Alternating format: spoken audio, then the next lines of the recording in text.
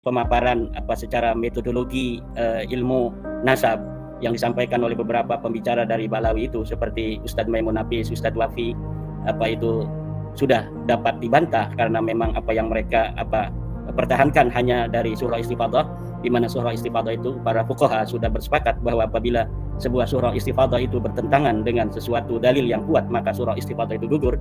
Kemudian dari manuskrip kitab sezaman atau yang mendekatinya itu yang disampaikan oleh Rumail Abbas itu sudah dapat kita teliti bahwa itu adalah naskah yang palsu. Saya kira ini sudah lengkap Mas Rifki bahwa memang Balawi pengakuan mereka sebagai keturunan Nabi ini tidak terkonfirmasi dan secara ilmu nasab adalah nasabun batilun mardudun maudhu'un. Kami adalah majikan kalian, kami adalah pemilik bangsa, kami adalah pemilik kedaulatan Indonesia. Karena di dalam tubuh kami mengalir darah suci kakek kami Rasulullah. Diam saudara.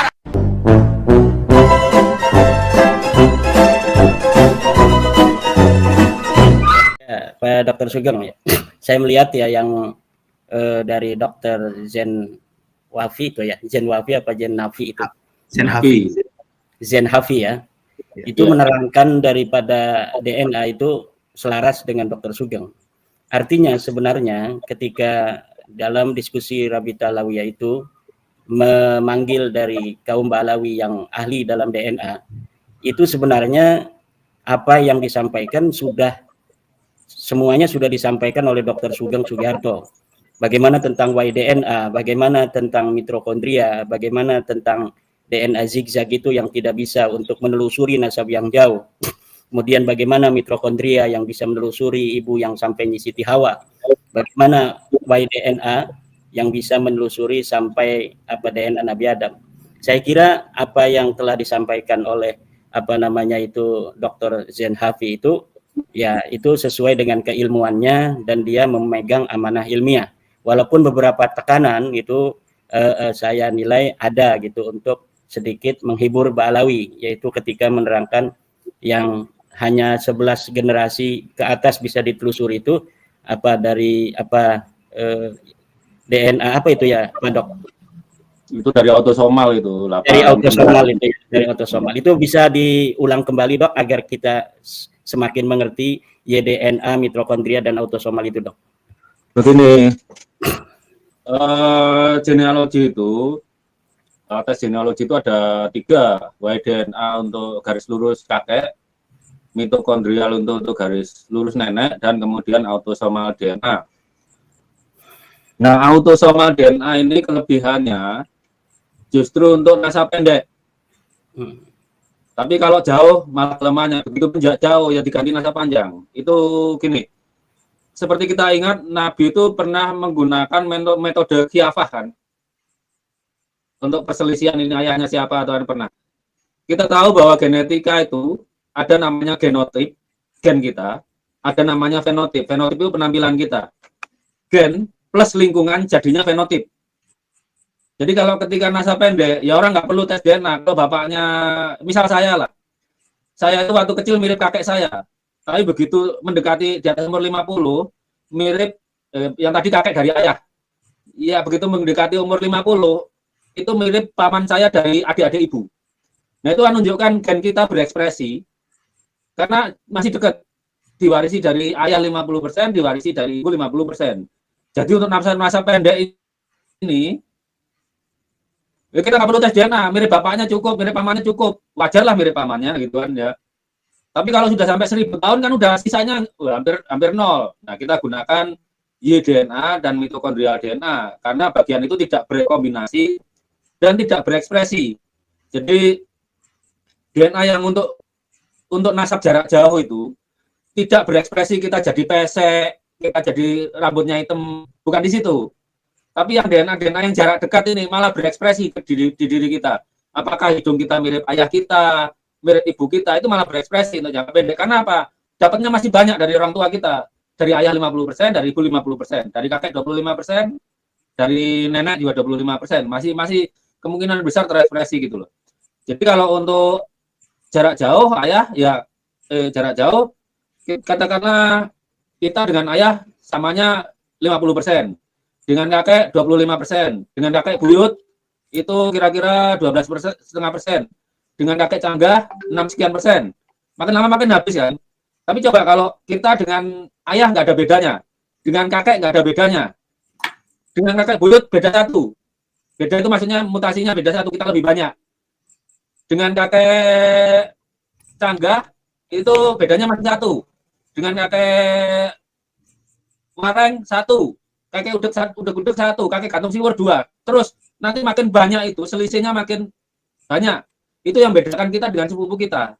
Misal sepupu kita selisihnya 1000 tahun gitu ya. Anggap aja satu mutasi itu nilainya 100 tahun. Maka kita dengan sepupu kita yang jauh itu, katakanlah punya 2000 mutasi, itu yang beda cuma 10. Yang 1990 dari kakek kita bersama 1000 tahun yang lalu, sampai Nabi Adam sama. Jadi makin banyak bedanya mutasi, itu artinya kakek bersamanya makin jauh. Itu kromosom Y enaknya permutasi itu nilainya plus minus mendekati 100 tahun. Tapi kalau mitokondria DNA lain, satu mutasi itu bisa berapa sih? Ingat saya hampir 6.000-an tahun lah. Ya, makanya kalau untuk mitokondria DNA itu biasanya untuk mempelajari laju evolusi sama migrasi. Migrasi orang dari 200.000 tahun yang lalu itu bisa dipelajari dengan mitokondria DNA dan Y-DNA. Gitu. Jalur ibu kemana? Cuma kalau mitokondria DNA untuk nasab-nasab dekat itu malah kesulitan. Tapi kalau jauh banget malah bisa. Begitu. Satu lagi Dok, tentang kemarin saya melihat juga sebuah tayangan di YouTube dari Pak Ahmad ya, yang menerangkan dengan sampel dari sebuah hasil tes DNA bahwa di dalam DNA O di sana yang dominan adalah O, tetapi ada beberapa yang J1, tetapi karena sedikit maka ditetapkanlah haplogrupnya O. Itu maksudnya bagaimana itu Pak Dok? Nah, gini. Dalam gini, ketika misalnya 2 cabang ini ya, O dengan J ya, katakanlah itu kan di haplogrup IJK ya, haplogrup IJK itu ketika bercabang bisa saja mutasi yang J itu terjadi di O tapi di masa yang berbeda, kan halamannya yang kosong sini. Misal gini ya, F4667 itu juga dimiliki haplogrup Q dengan haplogrup J. Itu mungkin. Tapi para ahli itu akan merunut semua mutasi sehingga berurut dia diputuskan J atau O gitu. Misal di haplogrup J1 ada FGC 10.500. Bisa jadi 2000 tahun lagi haplogrup O juga punya FGC 10.500. Umurnya kan beda. Makanya ada selain haplogrup ada haplotype. Haplotype itu serangkaian mutasi yang diwariskan kakek yang sama. Itu kalau misalnya sama-sama FGC 10.500, satunya O, satunya J1, itu haplotype-nya sebagian besar pasti berbeda. Sehingga para ahli mengenali ini harusnya O, ini harusnya J gitu. Ya, itu bukan berarti dulu pernah punya leluhur yang sama. Leluhur samanya ya di IJK itu. Kira-kira 38.000 tahun yang lalu. Jadi setelah itu ada J1 itu yang beberapa item itu bukan berarti mereka bersepupuan yang dekat ya setelah adanya zaman Nabi Ibrahim, bukan ya? Ya, itu terjadi mutasi di tempat yang sama tapi waktunya beda. Mutasi itu di tempat di alamat di DNA yang sama, tapi waktu terjadinya berbeda.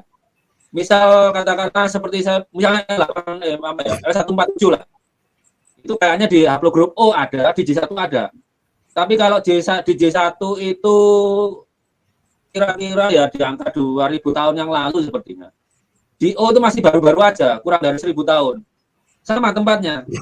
Tapi yang di sini itu 2000-an tahun, yang di sini 1000-an tahun lebih muda kan.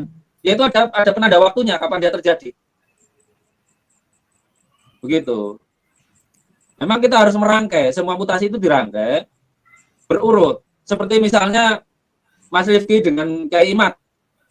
Kakeknya Kiai Imad, kakek 5 generasi namanya Ahmad. Ahmad ya. Kakeknya Mas Rifki, tapi 11 generasi dulu juga sama namanya Ahmad. Kalau buku nasab kelihatan ini. Ahmad kakeknya Mas Rifki dengan Ahmad kakeknya Kiai Imad. Ya kan, yang ini generasi ke-5 ke atas, yang ini generasi ke-11 ke atas. Itu sangat mungkin. Tugasnya para ahli menentukan kalau dua haplogrup itu berbagi mutasi yang sama, kapan terjadinya, sekian ratus tahun yang lalu, sehingga ketika diurutkan itu berada di bawah atau di posisi di atas dalam filogeni, dalam pohon filogenetikanya itu. Dia di posisi di mana ditentukan gitu. Kalau kita melihat itu ya memang ada satu mutasi dimiliki haplogrup J, haplogrup E, tapi yang dimiliki bersama biasanya dikatakan bukan defining mutation, mutasi yang tidak menentukan dari satu haplogrup itu. Satu lagi, Dok. Saya pernah lihat pemaparan dari Profesor Herawati Sudoyo ya, dari Eijkman itu tentang ini sekian persen dari negara anu, ini sekian persen dari negara anu. Itu hasil tes DNA apa itu, Dok? Itu autosomal, namanya ancestral. Jadi misalnya orang Arab itu 100% punya mutasi ini. Di sini katakanlah ada orang punya 10% mutasi, itu ya dikatakan 10% Arab, gitu aja. Itu autosomal DNA. Karena ya yang repot autosomal itu begini. Kakak beradik itu bisa saja yang kakaknya itu 10%, adiknya laki-laki sama 5%. Efeknya rekombinasi begitu. Karena kan dikocok dibagi dua, diturunkan ke anaknya. Jadi wajar misal nih, ini punya keturunan Jerman, ini punya kakak beradik, punya kakek moyang Jerman dan Arab. Yang kakaknya lebih mirip Jerman, yang adiknya lebih mirip Arab. Bisa seperti itu. Karena namanya juga berekombinasi. Dikocok, diaduk, dibagi dua. Nah, bagian 2 50%-nya itu 50% untuk adik dengan 50% untuk kakak itu bisa berbeda. Tapi kalau kromosom Y ya pasti sama. Dari satu ayah itu bisa sama kromosom Y-nya gitu. Ya. Kalau kita melihat dari pemaparan Dr. Zain Habib itu dengan berbagai macam para pembicara yang ada di Rabita Alawiyah kemarin, itu rasanya sudah lengkap semua itu. Pertama dari DNA, apa yang selama ini dipaparkan oleh Dr. Sugeng terkonfirmasi juga bahkan oleh seorang ilmuwan dari Balawi. Yang kedua dari pemaparan secara metodologi ilmu nasab yang disampaikan oleh beberapa pembicara dari Balawi itu seperti Ustadz Maimun Nafis, Ustadz Wafi, itu sudah dapat dibantah karena memang apa yang mereka pertahankan hanya dari surah istifadah, di mana surah istifadah itu para fuqaha sudah bersepakat bahwa apabila sebuah surah istifadah itu bertentangan dengan sesuatu dalil yang kuat, maka surah istifadah itu gugur. Kemudian dari manuskrip kitab sezaman atau yang mendekatinya itu yang disampaikan oleh Rumail Abbas itu sudah dapat kita teliti bahwa itu adalah naskah yang palsu. Saya kira ini sudah lengkap Mas Rifki bahwa memang Balawi pengakuan mereka sebagai keturunan Nabi ini tidak terkonfirmasi dan secara ilmu nasab adalah nasabun batilun mardudun maudhu'un.